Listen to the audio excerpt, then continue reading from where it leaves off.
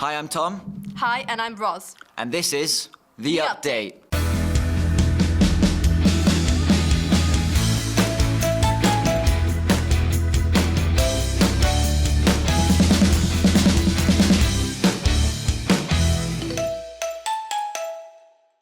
As always, let's start by looking at what's coming up.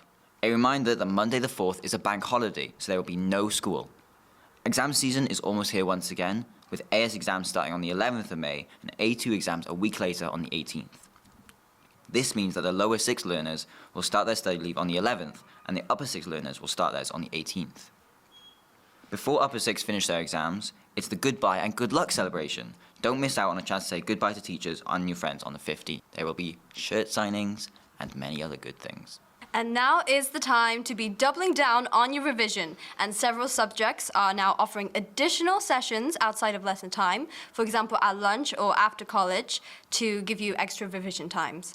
Exam seasons might be incredibly stressful for this time of year, because I feel stressed. Do you feel stressed? I'm stressed. I'm so stressed. Yeah. But it also means that prom is around the corner. It'll be very soon, guys. The deadline to get your tickets at the end of year party is the 8th of May at 1 p.m, so make sure you do not miss that. Speaking of deadlines, the window to register to vote in the upcoming Senate election closed on Monday night. The election itself is set to take place on the 7th of May. Make sure you have your voice heard and vote. Last but not least, following the incredible Fame production in March, which Roz here got involved in and I worked in costume, performing arts students are putting on another stellar show next month. They'll be performing The Ash Girl, Roz is in that, on the 6th of May, a dark retelling of the classic fairy tale Cinderella. Doors open at 6:30 p.m, with the performance starting at 7. Tickets are to be paid at the door and card only, £8 for adult and £5 for concessions, which means children and students. And now on to congratulations. Congratulations to Harry, Alfie, Griff, Max and Jacob, who represented Welsh colleges at the British Colleges Championships in Nottingham over the weekend. And they did us all very proud by finishing 5th overall. Staying with college success stories, a big well done to Blockstorm, our Minecraft esports team. They took part in a Wales esports final in the Principality Stadium last week.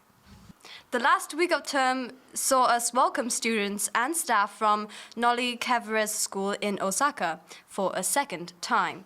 The group came for a 3-day visit, during which they were paired with a St. David's learner through a buddy system, and they were given the chance to experience college life at first hand here at St. David's.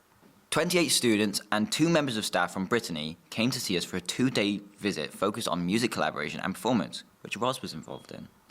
On top of experiencing college life, they put on an excellent show, singing several songs in English and French before being treated to performance by our performing arts students.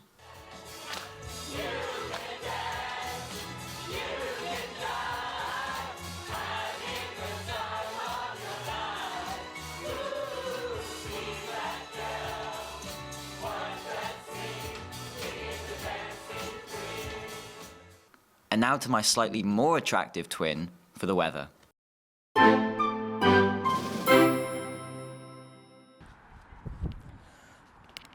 Don't be fooled by the sun behind me. It's absolutely freezing. Especially after all that hail and storms we've been having.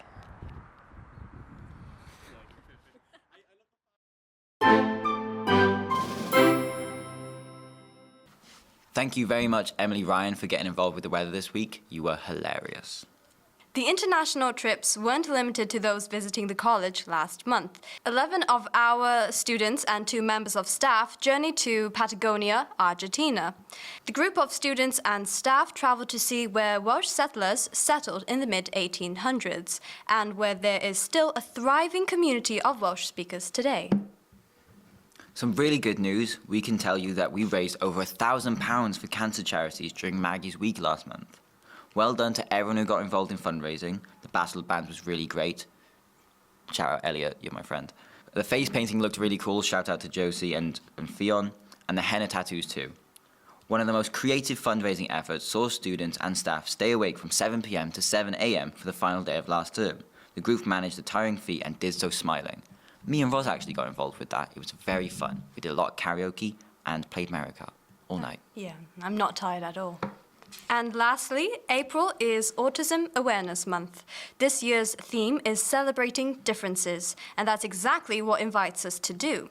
Autistic people may communicate in different ways, and they might experience sensory sensitivities and prefer routines and structure. Many also have incredible strengths, things like strong attention to detail, deep focus on their interests, or creative ways of thinking and solving problems. And here is the important part. Autism isn't something that needs to be fixed.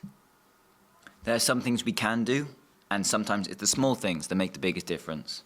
Being patient in conversations, avoiding assumptions, and using clear communication, and being mindful in sensory environments, things like noise, lighting, and crowded spaces can really be a big help. A small action can make the biggest difference, something for all of us to think about during Autism Awareness Month. Anyway, that's all from us. I've been Roz. And I've been Thomas. Thank you for watching the St. David's Update. See you next week.